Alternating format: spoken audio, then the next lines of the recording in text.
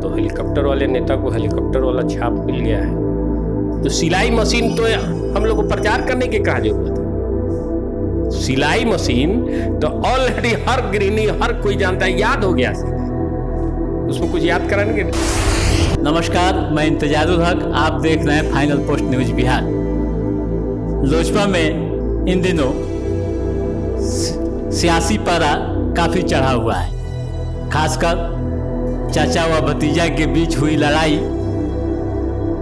के कई परिणाम भी देखे जाने लगे हैं।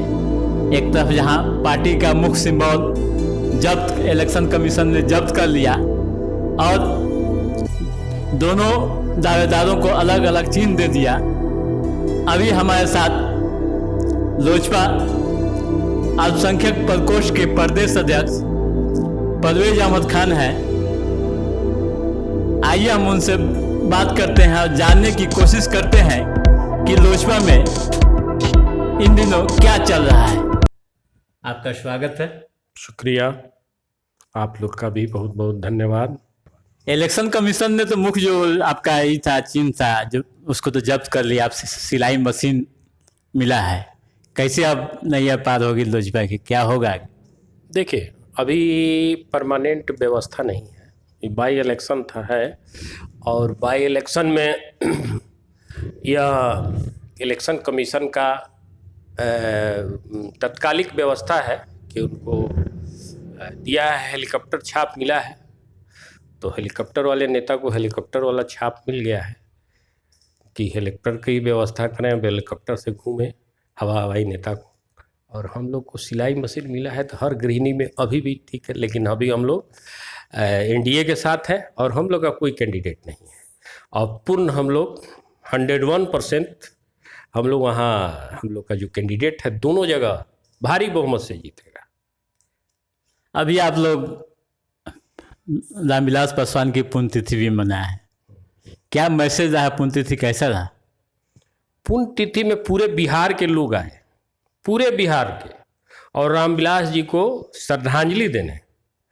और उतनी भीड़, जहाँ 25,000 की दावेदारी मेरी थी, वहाँ 50,000 लोग आए। और मेष हम लोग का चलते रहा। उसमें भी कुछ लोग राजनीति किए कि पूरी घट गया, सब्जी घट गया। एक यूट्यूब पर चैनल पर जैसे कि खड़ा है आदमी कि हाँ पूरी घट गया तो इसको इतनी घटिया राजनीति, जबकि मेरे आदरणीय श्री पशुपति पुरनाथ पारस जी और अपने बड़े भाई को भगवान समान, गार्जियन समान समझते थे और सच्ची श्रद्धा के साथ उन्होंने पुण्यतिथि मनाई, जिसका चिराग भी तो मनाया पुण्यतिथि। उन्होंने भी दिल्ली में कार्यक्रम किया, कई बड़े लोग आए, बड़े पॉलिटिशियन आए। उन्होंने श्रद्धांजलि नहीं, उन्होंने रामविलास जी के श्रद्धांजलि को उन्होंने राजनीतिक स्टंट बना दिया। लेकिन हम लोग ने सच्ची श्रद्धांजलि दी। इसके एवज में लोग हर जगह से, गरीब गुरुआ सब लोग आए। और पटना की धरती पर कोई भी बता सकता है कि उतनी भीड़ आज तक नहीं हुई कोई कार्यक्रम में जितनी भीड़। तो अच्छे हृदय का ही कमाल है हमारे राष्ट्रीय अध्यक्ष और केंद्रीय मंत्री श्री पशुपति कुमार पारस जी का कि उतनी भीड़ आई।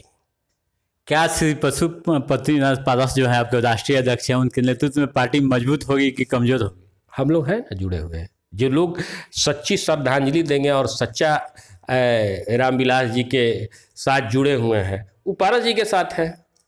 जो उनके साथ सच्ची श्रद्धांजलि नहीं है, जो हवाई नेता है, वो चिराग जी के साथ है।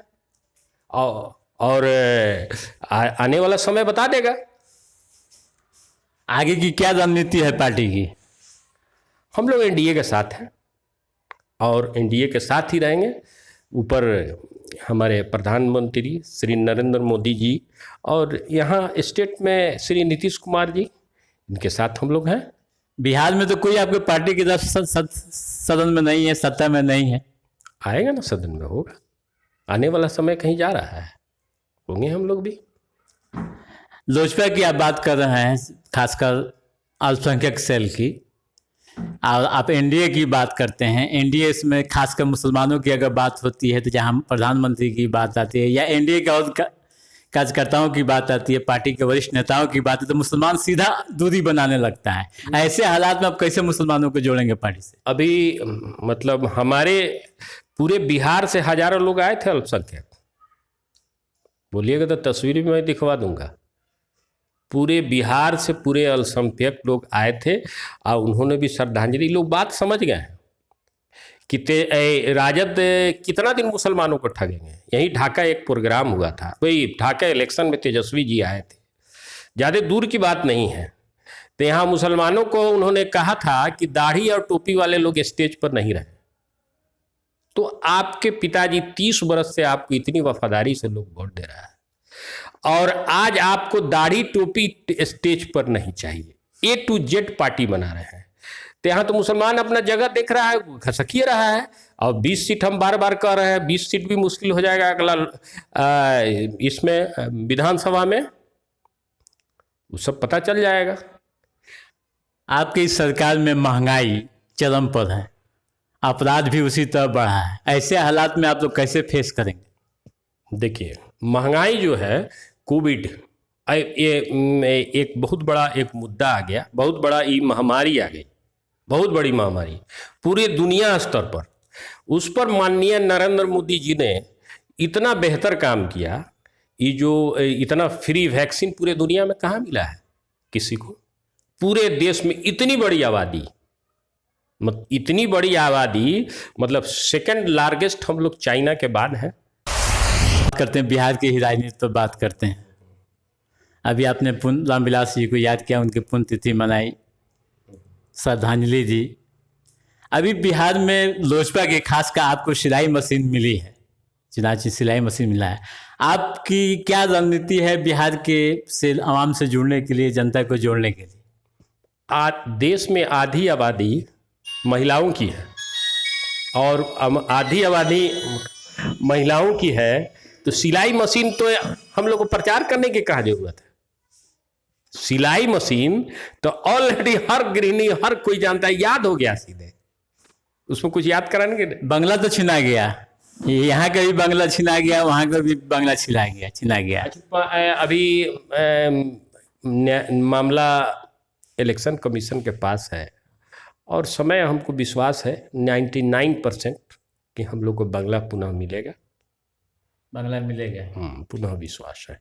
और संगठन के लिए चिराग का क्या होगा बिहार में? चिराग का क्या होगा?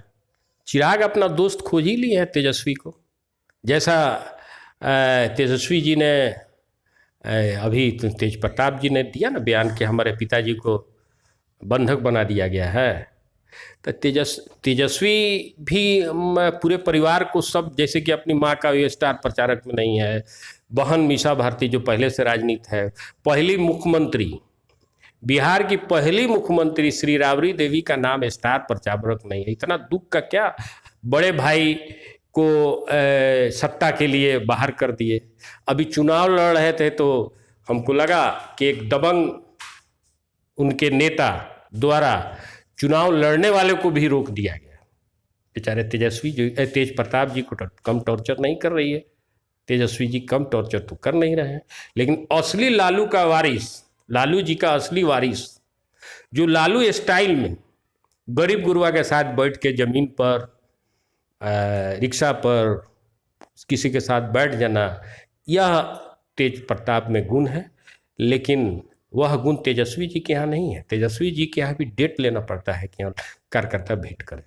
अच्छा, वोट बैंक तो राजद के पास ही है, खासकर मुस्लिम वोट जिस समाज से आप आते हैं, तो फिर कैसे आप करें? देखिए, मुस्लिम वोट मौजूदा परिस्थिति में आने वाले चुनाव में आस्ते आस्ते सब खुल रहा है राजद का राज, और मुस्लिम वोट एक बार जैसे जो है ना चला जाएगा तो रोकते रोकते भी नहीं रुकेगा। आने वाले समय में मुसलमान उनके साथ रहेगा नहीं।